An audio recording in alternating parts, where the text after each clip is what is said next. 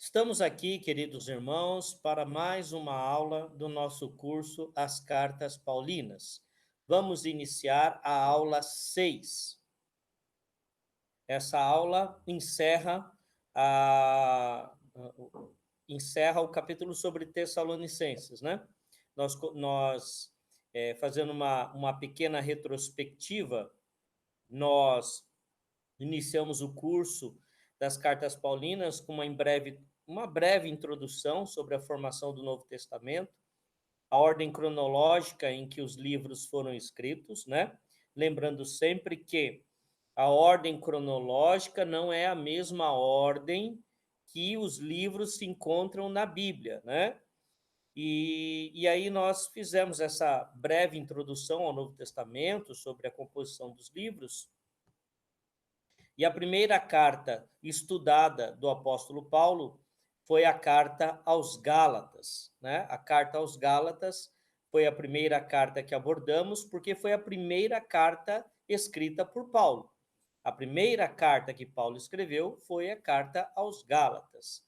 Depois iniciamos a primeira carta aos Tessalonicenses, que foi a segunda carta escrita por Paulo. E na aula passada nós abordamos as questões introdutórias sobre essa carta, falamos um pouco sobre a cidade de Tessalônica, falamos sobre as motivações de Paulo para escrever essa carta, né? E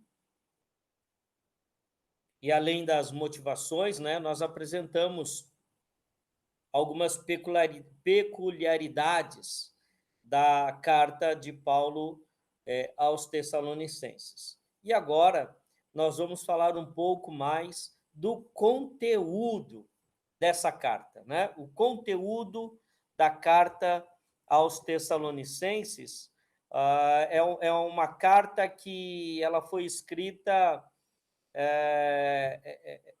tendo como tema principal a segunda vinda de Cristo, né?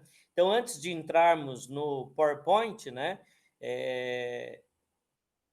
vale ressaltar aqui, né, que havia na comunidade cristã como um todo, nos seus primeiros anos, nas suas primeiras décadas, ano 40, ano 50, ano 60 até, havia entre muitas comunidades cristãs uma expectativa de uma volta iminente de Cristo. O que eu quero dizer com isso? As pessoas, né, tinham o testemunho da ressurreição, o testemunho da ascensão de Cristo, né? E algumas pessoas ali acreditavam que Jesus ia voltar logo, que ele não demoraria a voltar. Que a volta dele seria uma questão de tempo, de pouco tempo. E então a gente, quando estuda o Novo Testamento, né, na sua ordem cronológica, a gente percebe facilmente, né, essa mudança de mentalidade com o passar do tempo. Primeiro se espera uma volta iminente, de repente Cristo não voltou ainda, alguns novos temas começam a ser abordados, né? Começam a ser trabalhados. Tá? Então, é muito interessante a gente notar isso, né?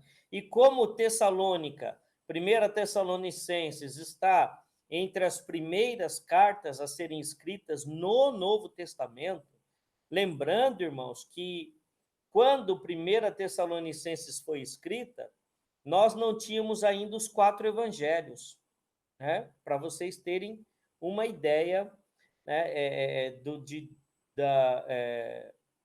dessa questão da crença, da expectativa de uma volta iminente de Jesus Cristo. E Paulo, então, ele vai abordar essas questões, né, que, conforme falamos na aula passada, irmãos, para que eu não tenha que ficar, né, repetindo, porque as pessoas que estão acompanhando aula a aula já viram isso, né? Se você está vendo nos assistindo pela primeira vez, entre lá na minha página no YouTube, né? E assista as outras aulas.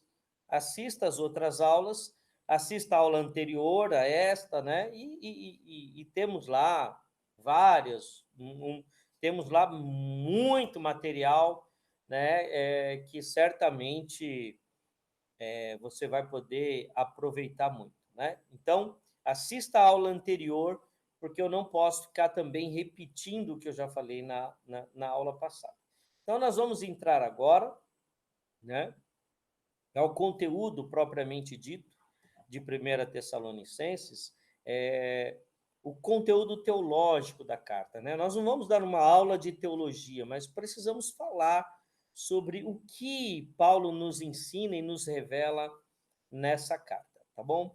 Então, nós vamos projetar a tela agora. Fizemos uma introdução um pouco mais prolongada hoje, né? Antes de apresentarmos o PowerPoint, mas foi necessário, tá bom? Então, agora eu vou projetar a tela.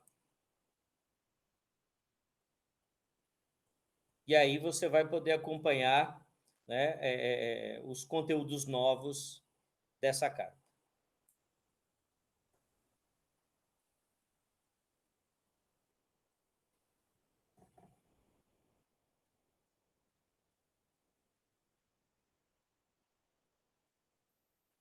Bom, nós, na aula passada, né, nós falamos sobre as características da igreja.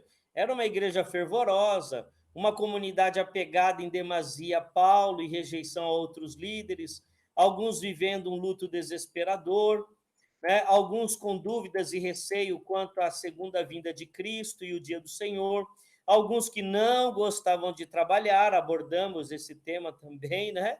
E o pensamento de uma volta iminente de Cristo trazia alguns problemas para os tessalonicenses, né? E aí a gente entra, então, na aula de hoje, os temas de 1 Tessalonicenses. Vamos lá. Tema central, né? É o que permeia toda a carta, a segunda vinda de Cristo.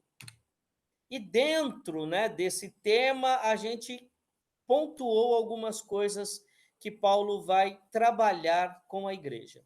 E o primeiro ponto que Paulo vai trabalhar com a igreja de Tessalônica, né, que a gente destacou, que a gente chamou a atenção, é a questão da perseguição, né? E a perseverança, né? A gente vê que Paulo faz muitos elogios à igreja de Tessalônica. E aí nós vamos ler aqui o trecho, né, da carta, no capítulo 2, de 13 a 16. Olha o que Paulo vai dizer. Outra razão ainda temos nós para incessantemente dar graças a Deus, é que tendo vós recebido a palavra que de nós ouvistes, que é Deus, que é de Deus, acolhestes não como palavra de homens, e sim como em verdade é a palavra de Deus, a qual, com efeito, está operando eficazmente em vós, os que credes, né? Vejamos aqui que Paulo faz uma observação, né? Os que credes. Não adianta a gente imaginar que a palavra vai operar na vida daqueles que não creem, né? Então, ela estava operando poderosamente os que credes. Tanto é assim, irmãos, que vos tornastes imitadores das igrejas de Deus existentes na Judéia em Cristo Jesus, porque também padecestes da parte dos vossos patrícios as mesmas coisas que eles, por sua vez, sofreram dos judeus, os quais não somente mataram o Senhor Jesus e os profetas, como também nos perseguiram e não agradam a Deus e são adversários de todos os homens, a ponto de nos impedirem de falar aos gentios para que estes sejam salvos, a fim de irem enchendo sempre a medida de seus pecados, A ira, porém, sobreveio contra eles, definitivamente. Né? Então, aqui, queridos irmãos, Paulo mostra, né, que recebeu de Timóteo a informação das dificuldades que os irmãos em Tessalônica enfrentavam, a perseguição por parte dos judeus. Nós precisamos lembrar nessa época que eles não tinham problema com o Império Romano. O Império Romano foi causar problemas à igreja cristã tardiamente, depois do ano 62, tá? Depois do ano 62. Aqui, os problemas que eles enfrentavam eram com os judeus que eram contrários à mensagem do evangelho, tá? E aí Paulo ele faz questão de enfatizar, né, que a igreja estava sendo exemplo e que Cristo estava com eles, né? E que a ira de Deus havia se voltado para aqueles que perseguiam a igreja de Cristo. Tá? Então, Paulo comenta sobre a perseguição. Isso quer dizer o quê, irmãos? O que nós podemos aprender com isso, né?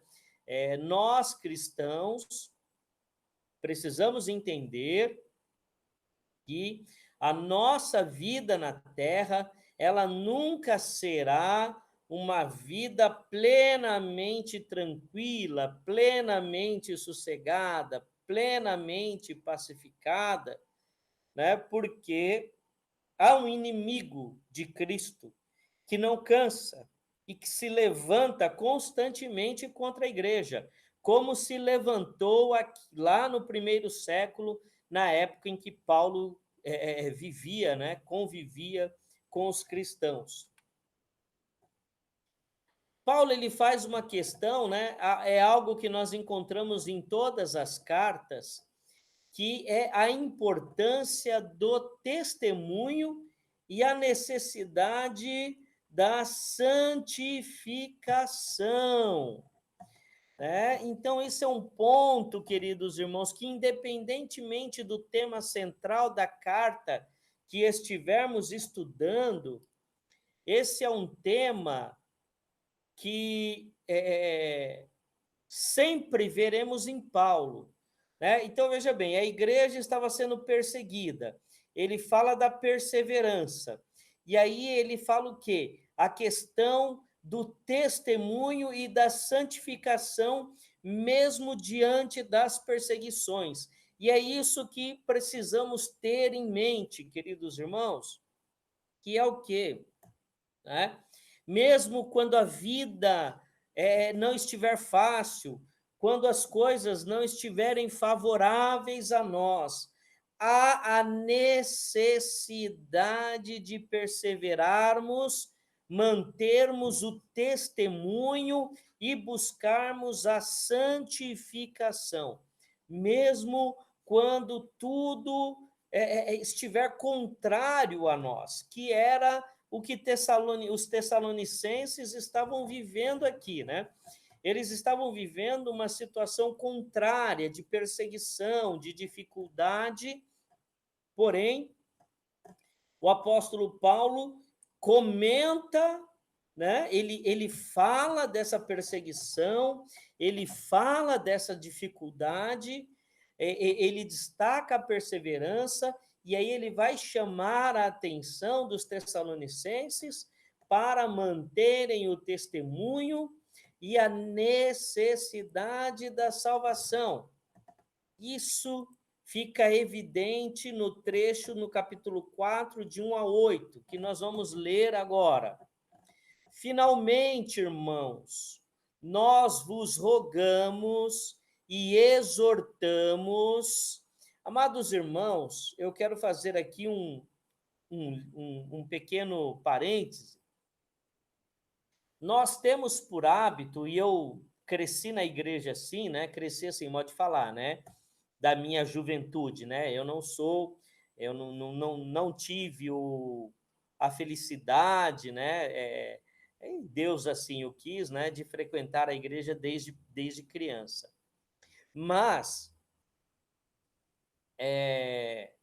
exortar, muitas vezes a gente confunde no dia a dia da igreja como dar bronca, né? O pastor exortou a igreja. E não, irmãos. Essa palavra exortar é uma palavra que ela significa o quê?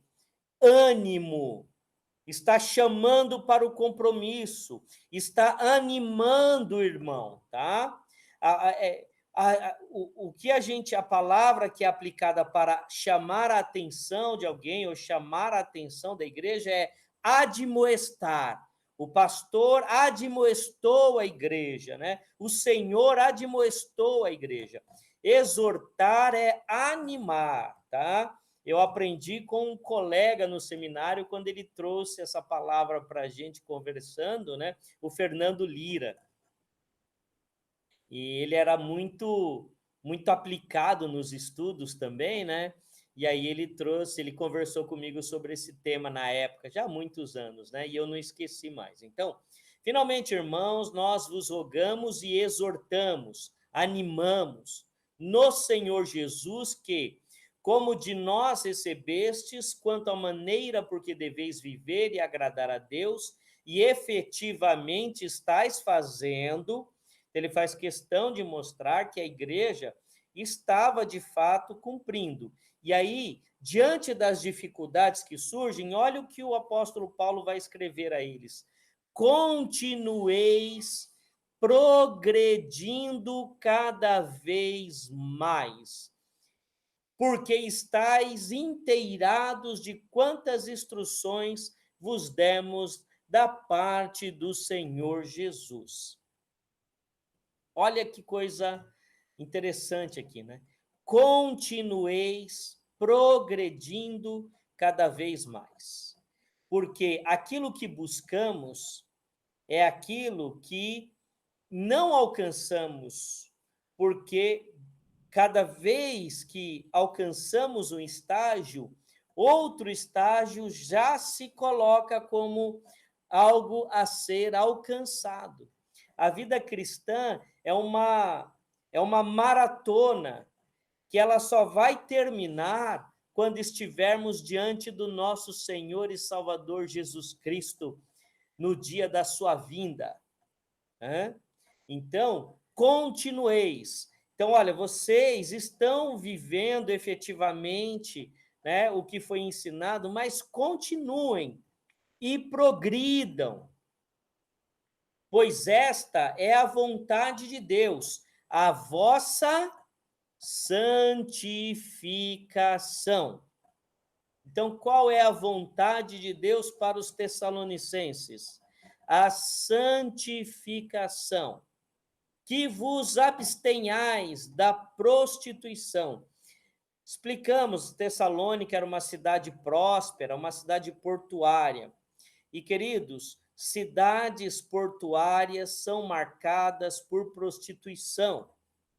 Então, Paulo chama a atenção para que, né, os homens da igreja de Tessalonicenses ficassem longe da prostituição. Mas quando nós falamos em prostituição, nós não falamos apenas da prostituição sexual, física, mas nós falamos também, e a Bíblia fala também, da prostituição de culto, que é cultuar e adorar outras divindades cultuadas e adoradas por outros povos.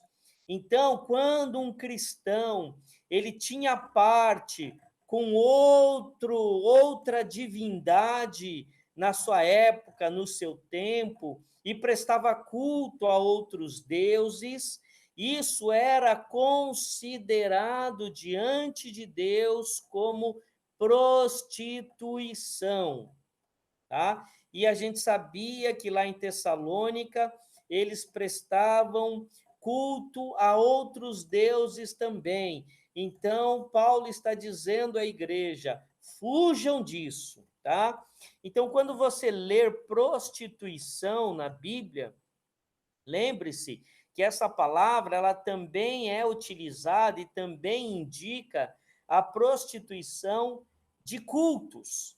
Então, olha só, quando Deus admoesta, quando Deus repreende o seu povo por prostituição, é a prostituição de culto, né? De estar adorando a outros deuses. É isso que a gente vê constantemente no Antigo Testamento, tá? Mas aqui ele fala tanto da prostituição de culto, mas ele fala também da prostituição prática, né? Olha só, que cada um de vós saiba possuir o próprio corpo em santificação e honra. Isto é, o nosso corpo, ele é para santificação e honra, né? Nós devemos honrar a Deus com o nosso corpo, não com o desejo da lascívia, como gentios que não conhecem a Deus. Então, Paulo nos chama a atenção, não podemos viver como vivem aqueles que não conhecem a Deus. Olha, isso é muito sério, né? Não devemos viver como vivem aqueles que não conhecem a Deus.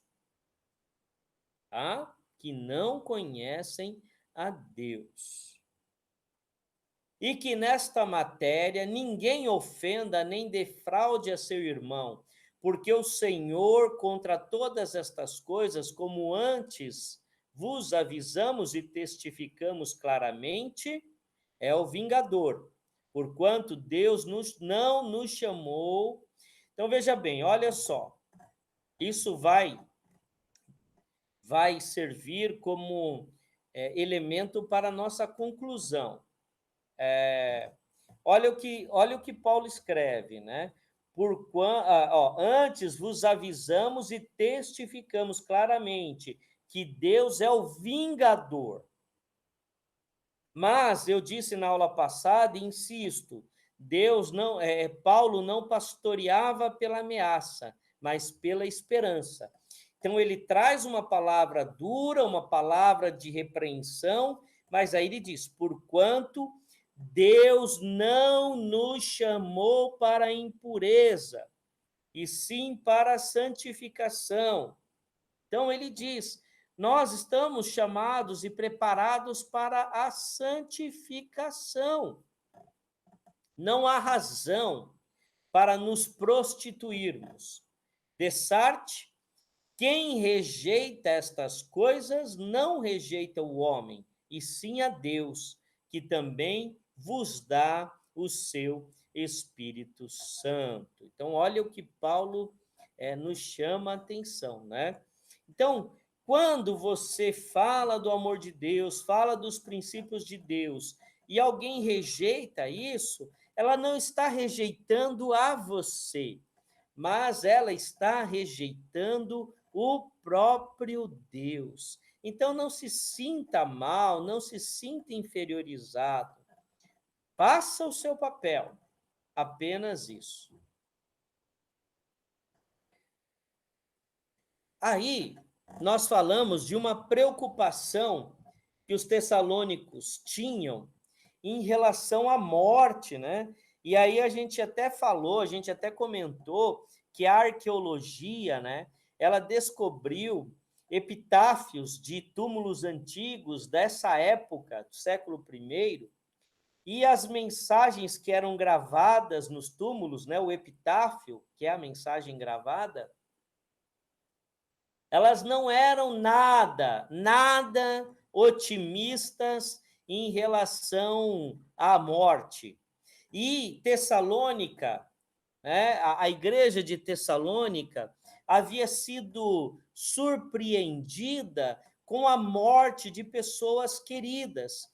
Então, isso gerou um grande alvoroço, porque associado à morte dessas pessoas queridas e aquela expectativa de uma volta iminente de Jesus, então alguns cristãos ali começaram a se desesperar em relação aos que morreram. Eles tinham medo de que aqueles que morreram não encontrariam Jesus quando ele voltasse, né? E perguntavam, né, o que acontece. Então, era uma preocupação em demasia com relação à morte e um luto exagerado, né? Um sofrimento exagerado. E aí Paulo, ele aborda essa questão, né? Sobre a questão dos mortos. E aí, queridos irmãos, eu queria aproveitar, como eu disse na aula passada, né? Aproveitar essa passagem aqui para que você leia, ouça e tenha paz. É claro que quando nós perdemos entes queridos, nós sofremos, porque nós sofremos pela separação da carne. E é, de fato, um sofrimento grande. Mas, irmãos, uma coisa é a gente ter aquele sofrimento da partida, a dor da despedida, outra coisa é a gente se desesperar como aqueles que não têm esperança, como aqueles que não conhecem a Deus. Né? Então, olha o que Paulo vai dizer aos Tessalonicenses. Lá no capítulo 4, de 13 a 18. Vamos ler aqui com os irmãos. Olha o que ele diz, prestem atenção nas palavras. Não queremos, porém, irmãos, que sejais ignorantes com respeito aos que dormem. Bom, primeira pausa que a gente faz. Como eu disse, né? A expectativa, o sentimento em relação à morte era meio trágico naquela época. Então, Paulo, sabendo disso e ouvindo de Timóteo o desespero de algumas pessoas por conta de alguns irmãos que haviam partido, que haviam morrido, então Paulo já chama uma palavra de esperança logo no início desse trecho. Não queremos, porém, irmãos, que sejais ignorantes com respeito aos que dormem. Porque aquele que dorme, uma hora ele vai acordar. Tá? Ele vai acordar. Então, Paulo está nos mostrando, irmãos, que a morte não é um estado definitivo, tá? Então, coloque isso no seu coração. A morte não é um estado definitivo, tá? A morte não é um estado definitivo. Aí ele diz isso, olha só, para não vos entristecerdes, é natural nos entristecermos. Natural. Eu perdi recentemente pessoas muito queridas e me entristeci, chorei, senti demais. Porém, olha o que ele diz. Não vos entristecer. Ele não está dizendo aos Tessalonicenses que eles não podem e não devem ficar tristes. Não é isso. Ele está dizendo, para não vos entristecerdes como os demais, que não têm esperança. Ele se refere a quem? Aos não cristãos, que não receberam a palavra de esperança. E essa palavra de esperança qual é? é a palavra da ressurreição de Cristo. Se você crê na ressurreição de Cristo, você se entristece sim, mas não se desespera. Você não vai se entristecer como aqueles que não têm essa esperança, a esperança da ressurreição. E aí, olha o que ele vai dizer. Pois se cremos que Jesus morreu e ressuscitou, pois se cremos, porque se não cremos, aí não adianta nada. Você crê que Jesus morreu e ressuscitou? Jesus morreu e ressuscitou? Diga amém.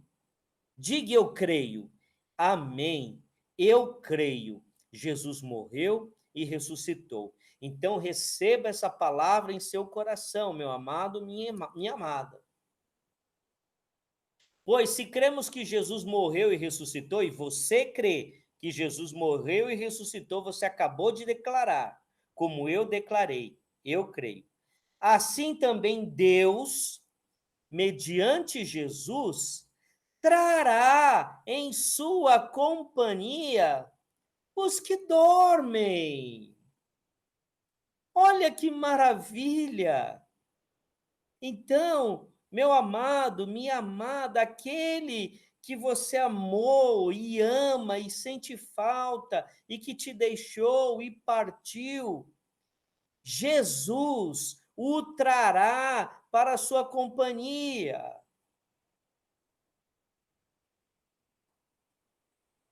Eles estarão na companhia de Jesus, na companhia de Jesus.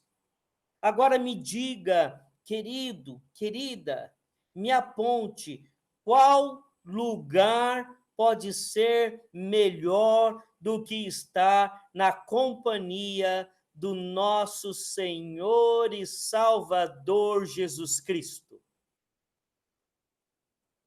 Ora, ainda vos declaramos, por palavra do Senhor. Então, quando Paulo diz isso, irmãos, por palavra do Senhor, alguns estudiosos, pesquisadores, e por a gente ter pouco elemento bíblico que dá base em outras passagens bíblicas ao que Paulo está dizendo, então a gente tem a sensação que isso foi uma revelação direta do nosso Senhor Jesus ao apóstolo Paulo. Então, olha só. Ora, ainda vos declaramos por palavra do Senhor isto: nós, os vivos, os que ficarmos até a vinda do Senhor, de modo algum precederemos os que dormem. De modo algum. Então, o Senhor Jesus revelou ao apóstolo Paulo que nós não seremos recebidos pelo Senhor Jesus antes daqueles que já partiram. Isto é, se o Senhor Jesus voltar e ainda estivermos em vida.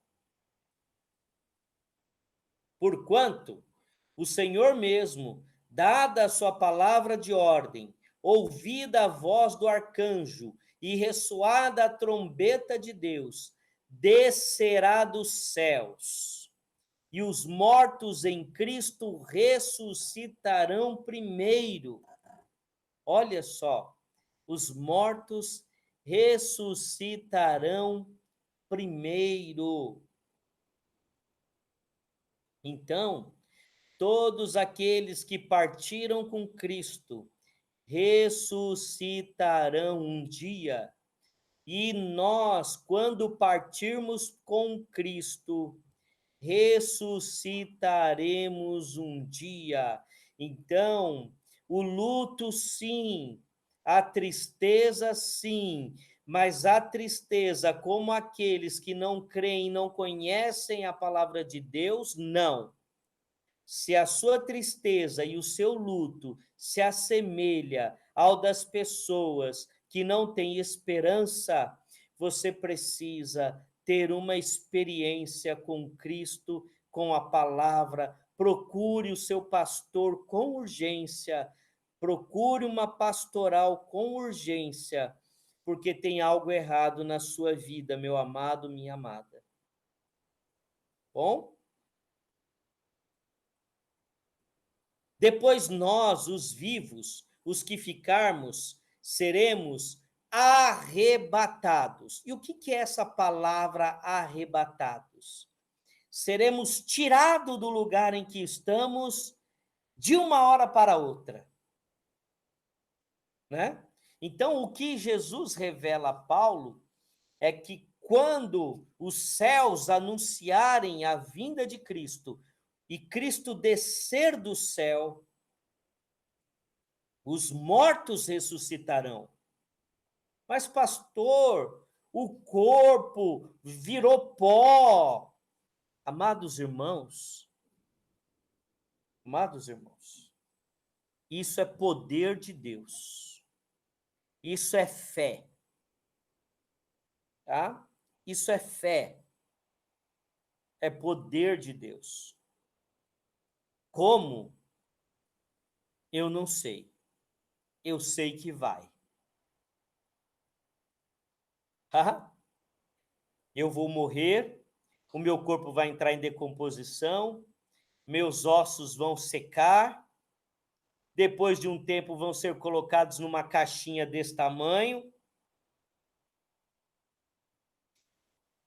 e um dia o meu corpo ressuscitará. Como, pastor? Eu não sei. Eu sei que será. Isso é fé. Como? Eu não sei. Eu só sei que será. E os que estiverem vivos, né, serão arrebatados juntamente com os mortos que ressuscitaram entre as nuvens para o encontro do Senhor nos ares, e assim estaremos para sempre com o Senhor. Essa palavra nuvens, ela indica, né? Ela está relacionada à nuvem de glória, a mesma nuvem de glória que envolveu Jesus no Monte da Transfiguração. Tá? E assim estaremos para sempre com o Senhor. Aleluia! E aí ele diz, lembra que eu falei que algumas pessoas estavam sofrendo demais por não entenderem o que aconteceria depois da morte? Olha o que Paulo fala. Consolai-vos, pois, uns aos outros com estas palavras. Consolai, palavras de consolo. O que eu quero dizer com isso, queridos irmãos? Cuidado, tá? Cuidado com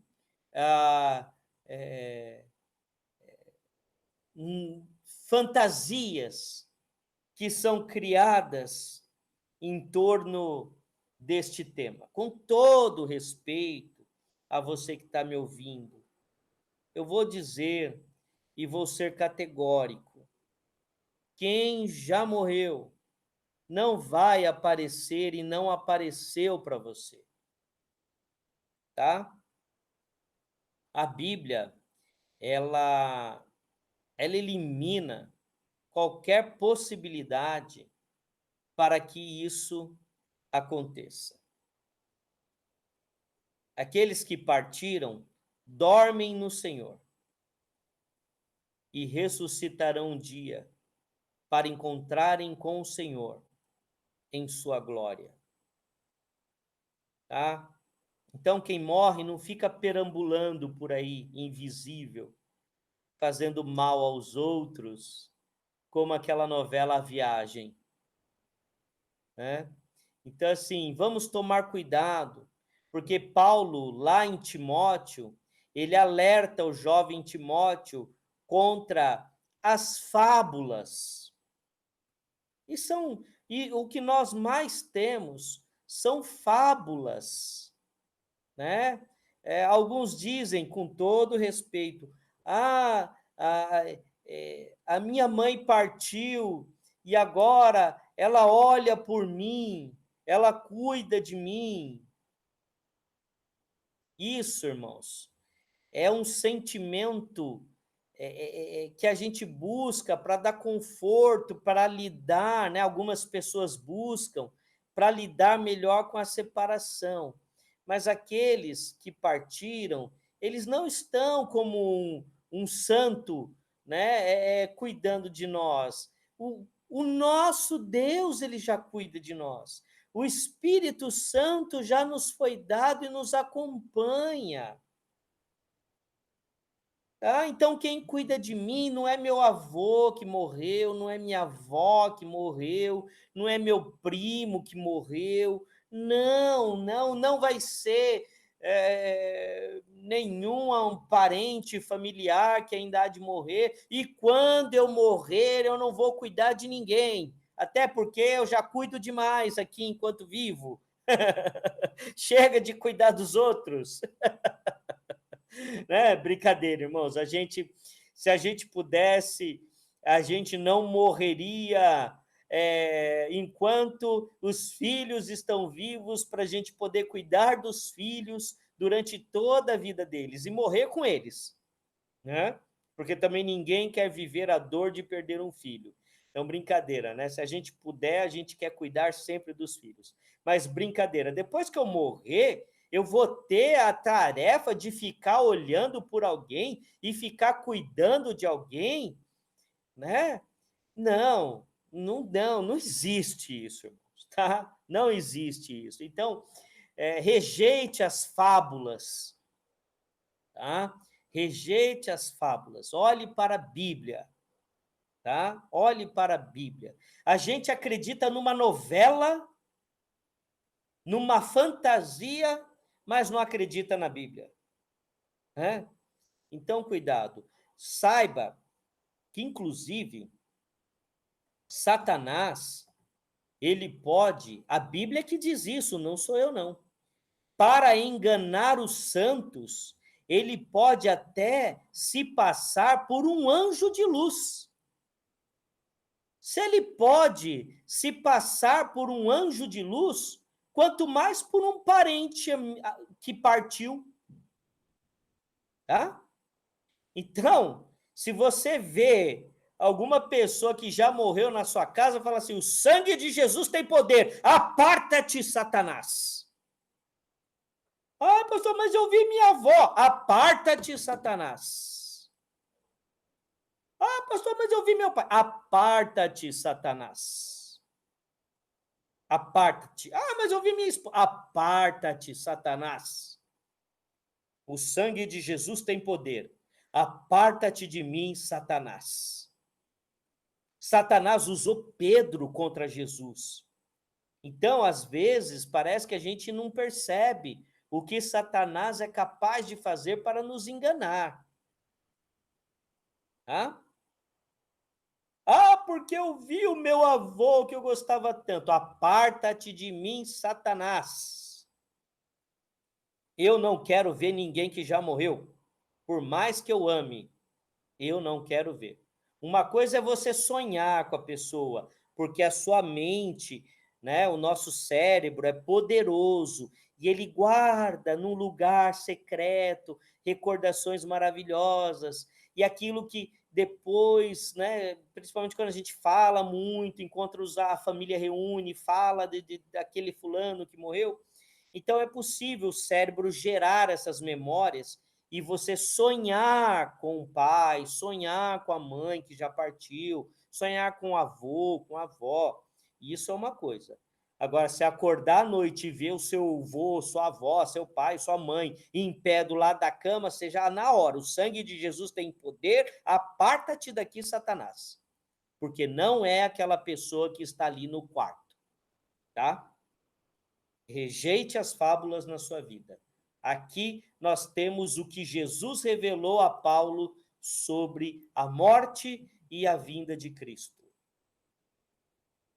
Bom, vamos lá, irmãos, vamos seguir. Né? A vinda de Cristo e os que dormem. Dormem, que foi uma palavra de conforto, né, e de esperança. Então, quem partiu, dorme. Dorme no Senhor, tá? Como eu disse, a morte não é definitiva.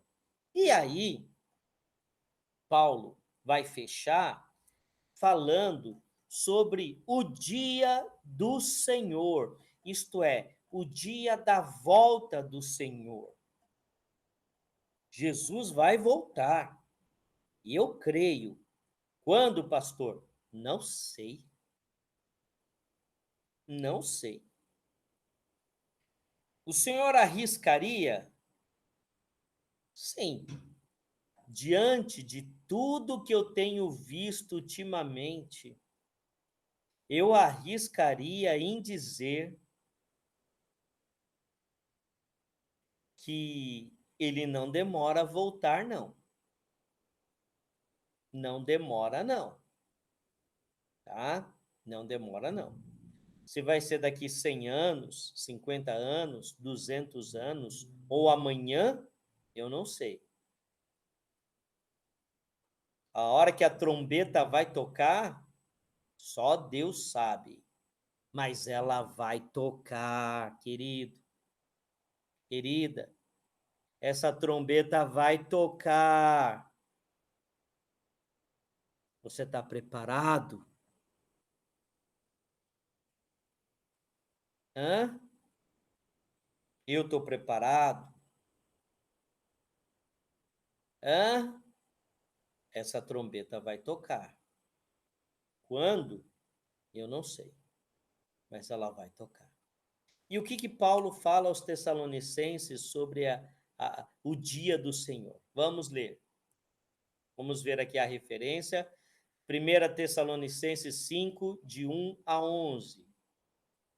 Irmãos, relativamente aos tempos e às épocas, não há necessidade de que eu vos escreva, pois vós mesmos estáis inteirados com precisão de que o dia do Senhor vem como o ladrão de noite. Quem é que espera o ladrão para invadir a sua casa? Quem é que diz, hoje o ladrão vai vir na minha casa? O ladrão, ele se aproveita justamente do fator surpresa. Mas o ladrão é algo ruim. Paulo está associando a volta de Cristo a algo ruim? Isso é relativo. Nós vamos continuar a leitura. Quem já leu já está entendendo onde eu quero chegar, porque vocês são inteligentes e leram a carta e já estão entendendo onde eu quero chegar, o meu raciocínio. Quando andarem dizendo paz e segurança, eis que lhe sobrevirá repentina destruição, como vêm as dores de parto a que está para dar à luz, e de nenhum modo escaparão. Então, o que ele está dizendo aqui? Que a volta de Cristo, o dia do Senhor, será quando as pessoas não estiverem esperando. Então, né, eu falei, eu acho que vem logo. Então, não vem agora, né, porque eu estou esperando. Ai, ai. Olha como é complicado isso, né, irmãos? Então, quando andarem dizendo paz e segurança, eis que lhe sobrevirá repentina destruição, como vêm as dores do parto. Isto é, quando a mulher está para ter neném, ela está lá sossegada na casa dela, de repente ela sofre as contrações, aquela dor, rompe a bolsa e o parto é inevitável. É isso que ele está dizendo. E aí ele diz assim, e de nenhum modo escaparão. Isso quer dizer o quê? que a hora que a trombeta tocar, não será adiada a volta. É igual quando você marca uma carona com alguém e a pessoa fala assim, ó, passo 8 horas na sua casa. Aí você atrasou um pouquinho, a pessoa buzina, 8 horas, você está terminando de tomar o café, aí você sai na janela e faz assim, ó, espera um pouquinho, já vou. Essa pessoa ela vai esperar esse pouquinho.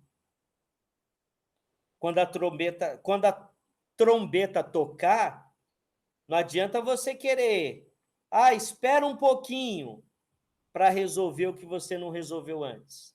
Não vai dar, tá? Mas olha o que ele diz. Mas vós, irmãos, não estáis em trevas. Lembra que eu falei, né? Quem leu vai entender o que eu quero chegar. Então, isso que foi dito, ser comparado com um ladrão, ser pego de surpresa, sem estar preparado, é para quem vive em trevas, isto é, não tem o seu caminho iluminado pelo Evangelho. Lâmpada para os meus pés é a tua palavra, luz para os meus caminhos. Lâmpada para os meus pés é a tua palavra, luz para os meus caminhos.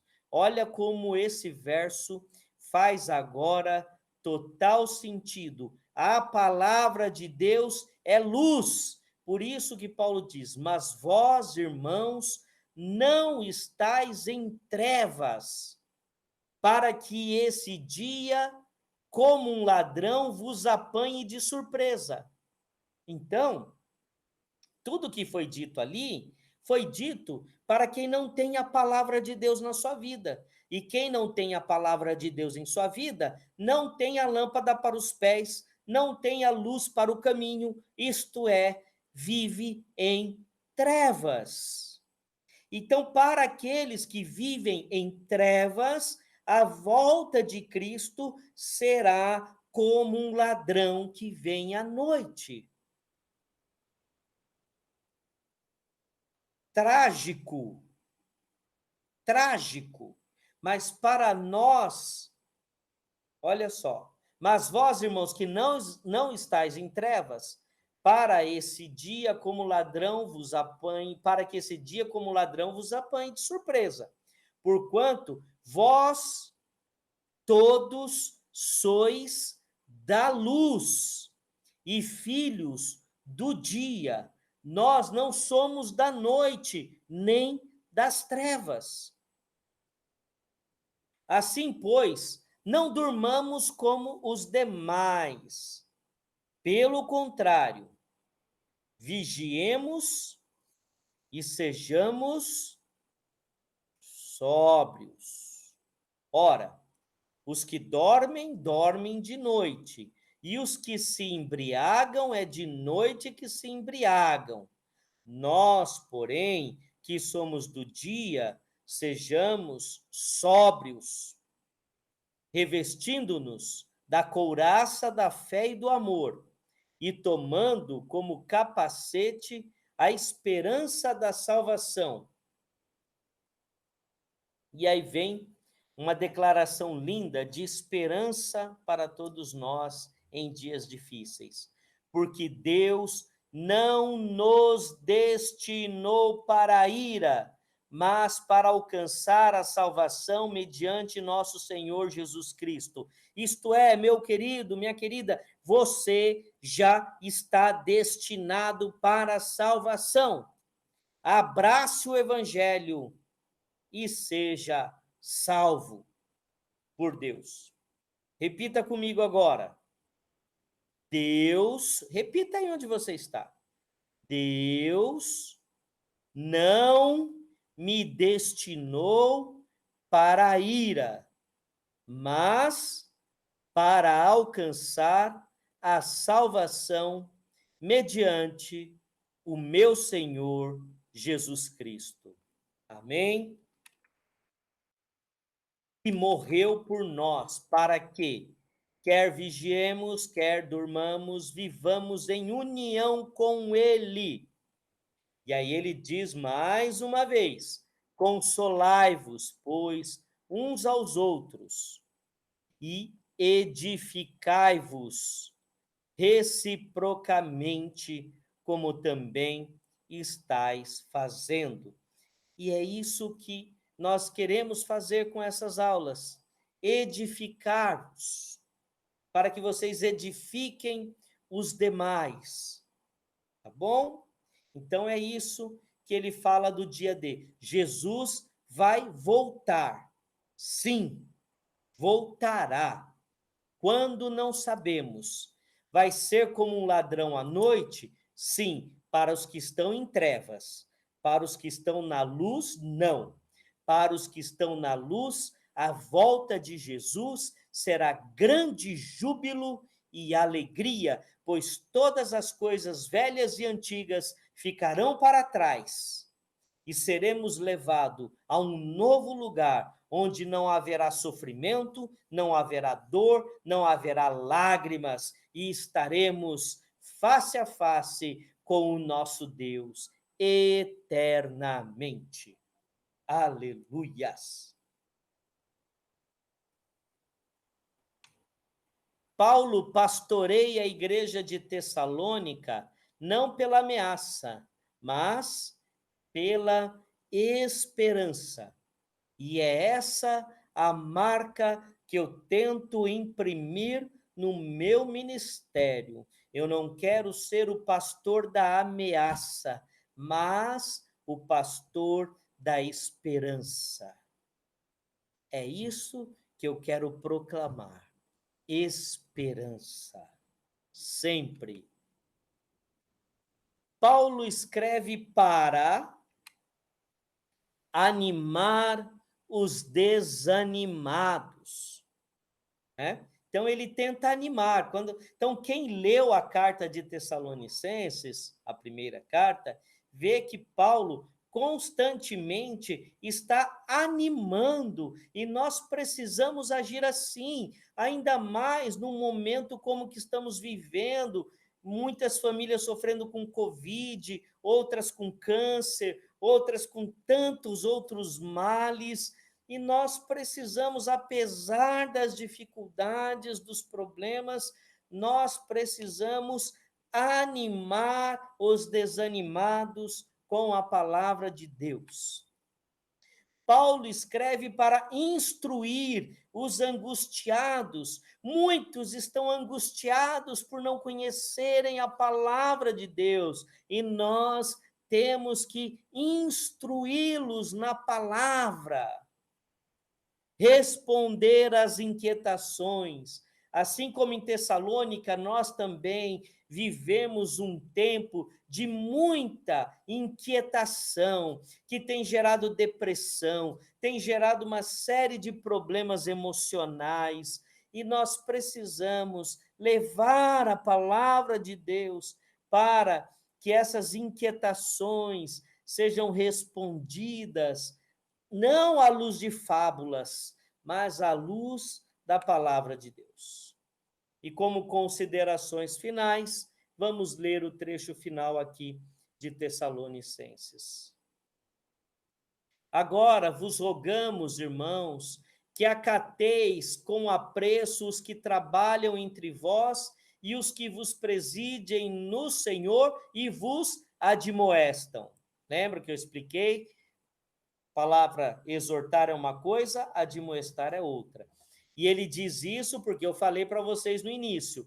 A igreja de Tessalonicenses era uma igreja muito apegada a Paulo e que desenvolvia uma certa rejeição a outros líderes. E aí ele diz: e que os tenhais com amor em máxima consideração por causa do trabalho que realizam. Vivei em paz uns com os outros. Exortamo-vos também, irmãos, a que admoesteis, quer dizer, animamos, chamamos vocês para que vocês admoestem os insubmissos. tá? Então, aqueles que não se submetem à palavra, à instrução da palavra. Consoleis os desanimados, ampareis os fracos e sejais longânimos para com todos. Lembram que longanimidade é um dos frutos do Espírito Santo que lemos lá em Gálatas, na primeira carta que estudamos. Evitai que alguém retribua a outrem mal por mal.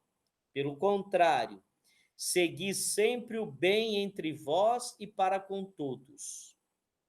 Regozijai-vos sempre, quer dizer, alegrem-se sempre. Orem sem cessar.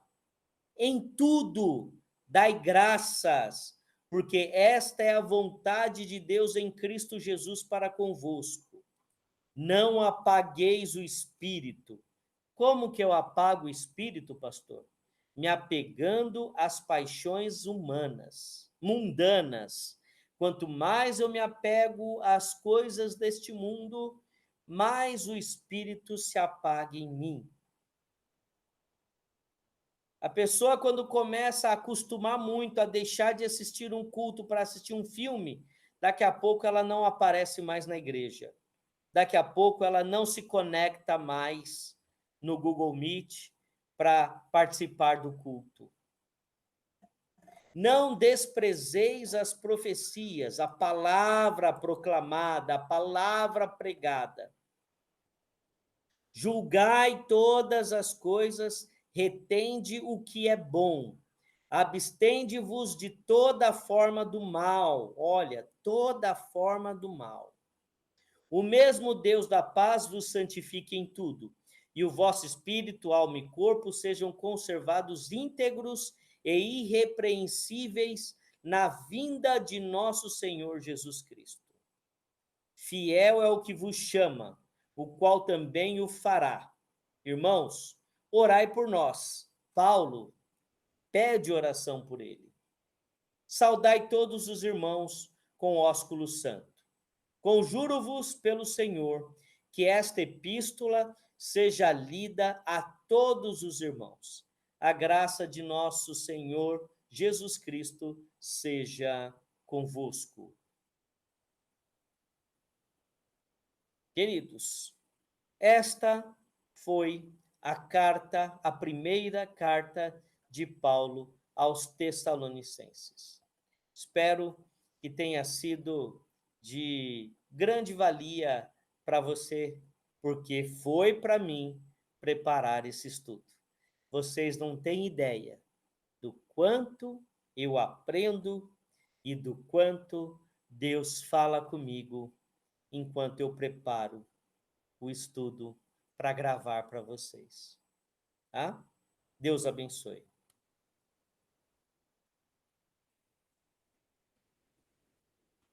Deus abençoe, tá bom? E na próxima aula nossa, nós vamos estudar a segunda carta de Paulo aos Tessalonicenses, que foi uma carta escrita logo depois dessa primeira. Ele escreveu a primeira e logo depois, pouco tempo depois, ele escreveu a segunda carta aos Tessalonicenses, que é a terceira carta escrita por Paulo.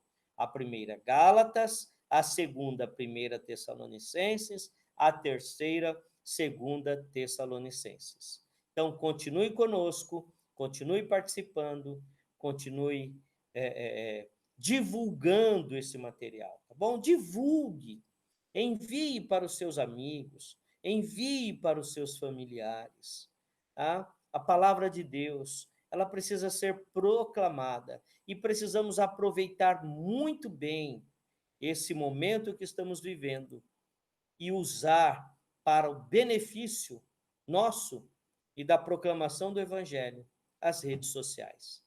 Deus abençoe.